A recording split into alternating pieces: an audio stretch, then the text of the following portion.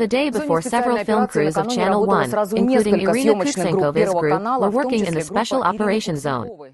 While preparing another reportage, Irina and her colleagues came under fire of the enemy. Irina was wounded. Cameraman Dmitry Kachirin and sound engineer Nikita Sevastyanov remained uninjured. And here is the reportage that Irina has already delivered from the hospital. The quarters adjacent to the Mariupol industrial zone have already been mopped up. We moved to them on armored vehicles, and then on foot, running in small groups.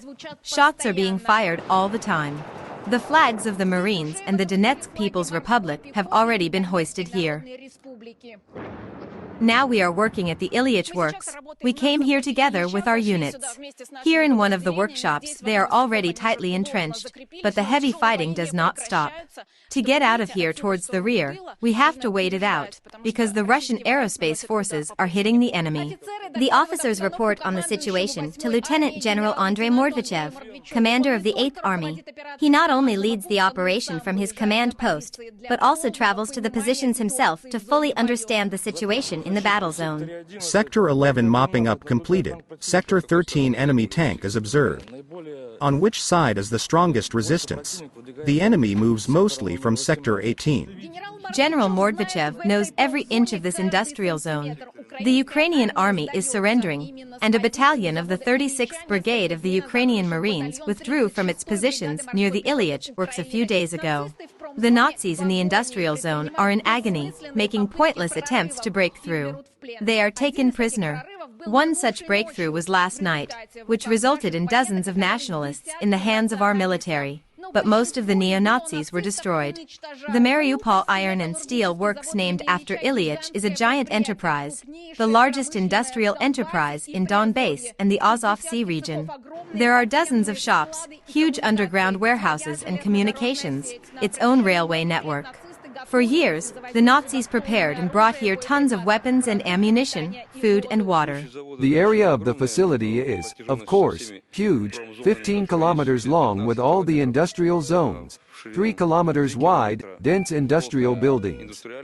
The buildings are multi-story, multi-level, and the enemy takes advantage of all this.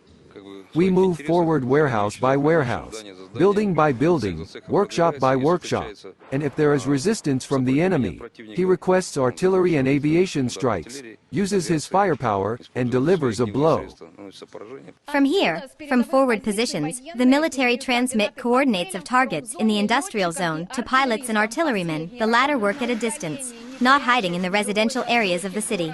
Now all the firepower is directed at the Azovstal works. It is blockaded. Strikes are made against it from the sea and from the air.